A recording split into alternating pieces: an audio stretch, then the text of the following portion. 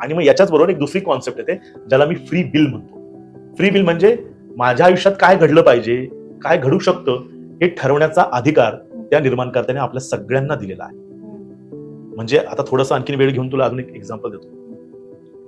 माझी अशी मान्यता आहे की या जगामध्ये योग्य काय आणि अयोग्य काय हे सगळ्यांना बरोबर कळतं. एखादा 10वी-12वीचा मुलगा आहे, तो त्याच्या मित्रांबरोबर गेला आणि त्याची 4 मित्र जर सिगरेट ओढायला लागली तर याला लहानपणापासून मेडिकली मेंटली सगळं माहितीये की सिगरेट आरोग्याकरता घातक आहे.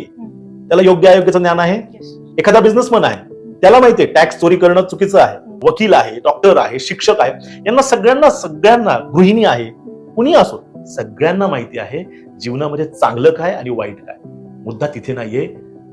प्रॉब्लेम हा आहे आजच्या जगाचा, याचं ज्ञान असून देखील लोक चुकीचं निवडायला जास्त धजावतात.